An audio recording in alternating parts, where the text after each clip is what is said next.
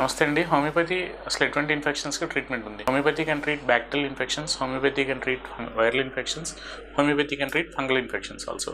So జనరల్గా bacterial infections అంటే జనరల్గా మనకి టాన్సిలైటిస్, సైనసైటిస్ లాంటివి కూడా హోమియోపతిలో చిన్నపిల్లలకు కానీ పెద్దవాళ్ళకి కానీ హోమియోపతిలో ట్రీట్మెంట్ ఉందండి. అలాగే ఊపిరితిత్తుల సమస్యలకు తీసుకుంటే ఏదైనా సరే న్యూమోనియా, బ్రాంకియల్ ఆస్మా, జనరల్గా ఏదైనా respiratory tract infections, upper respiratory tract infections కానీ లోవర్ రెస్పిరేటరీ ట్రాక్ట్ ఇన్ఫెక్షన్స్ కూడా హోమియోపతిలో ట్రీట్మెంట్ ఉందని నేను చెప్పదలుచుకున్నాను. అలాగే గ్యాస్ట్రోఇంటెస్టైనల్ ట్రాక్ట్ ఇన్ఫెక్షన్స్ అని చెప్తుంటా, అంటే జీర్ణకోశ సంబంధిత వ్యాధులు ఏవైనా సరే, హెచ్ పైలరీ ఇన్ఫెక్షన్స్ కూడా, లేదంటే ఏదైనా ఇట్లాంటి జనరల్గా మనకి జీర్ణకోశ సంబంధిత వ్యాధులు అంటే ఏదైనా infected sources of water, food బయట ఎక్కడైనా తిన్నా తాగినా, ప్రాపర్గా అన్హైజీనిక్ ఫుడ్ తిన్నా తాగినా కొంతమందికి ఇట్లాంటి ఇన్ఫెక్షన్స్ అనేవి వస్తూ ఉంటాయి. అంటే గ్యాస్ట్రోఇంటెస్టైనల్ ఇన్ఫెక్షన్స్ అని చెప్తుంటాం. అంటే కొంతమంది ఫుడ్ పాయిజనింగ్ అవటం, గ్యాస్ట్రోఎంటరైటిస్ లాంటి ప్రాబ్లమ్స్ రావడం అనేది జనరల్గా జరుగుతూ ఉంటుంది. సో ఇట్లాంటి వాటికి కూడా హోమియోపతిలో ట్రీట్మెంట్ ఉందని నేను చెప్పదలుచుకున్నాను.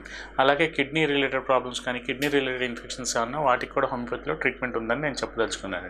అలాగే యూరినరీ ట్రాక్ట్ ఇన్ఫెక్షన్స్ అని చెప్తూ ఉంటాం.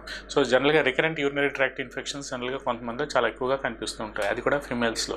ఈ ఆడవారిలో ఈ రికరెంట్ యూటీఐ ప్రాబ్లమ్స్ కూడా రకరకాల మందులు అనేవి వాడేసుకుంటూ ఉంటారు.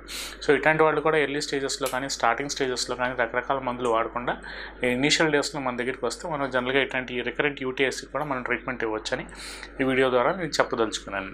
అలాగే కొంతమందికి స్కిన్ రిలేటెడ్ ఇన్ఫెక్షన్స్ ఉంటూ ఉంటాయి. స్కిన్ రిలేటెడ్ ఇన్ఫెక్షన్స్ అంటే ఇది కూడా చాలా పెద్ద టాపిక్. దీంట్లో ఫంగల్ ఇన్ఫెక్షన్స్ అని, లేదంటే కొంతమందికి వైరల్ ఇన్ఫెక్షన్స్ అని రకరకాలుగా మనం ప్రీవియస్ వీడియోస్లో మన ఛానల్లో చేసుకుంటూ వెళ్ళాం.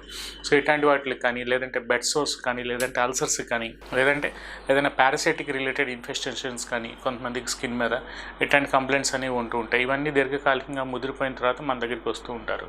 సో ఇట్లాంటి వాటికి కూడా మనకి హోమియోపతిలో ట్రీట్మెంట్ ఉందని నేను చెప్పదలుచుకున్నానండి. సో ఇట్లాంటివన్నీ ఒక ప్రాసెస్లో మీరు ఎర్లీ స్టేజెస్లో మన దగ్గరికి వస్తే జనరల్గా ఇట్లాంటి వాటిలో మనకి చాలా ఫాస్ట్గా best and beautiful results without any side effects, ఎటువంటి కాంప్లికేషన్స్ లేకుండా చాలా ఫాస్ట్గా మనం హోమియోపతి మెడిసిన్ ద్వారా తగ్గించుకోవచ్చు, ట్రీట్మెంట్ చేసుకోవచ్చు అని ఈ వీడియో ద్వారా నేను చెప్పదలుచుకున్నాను.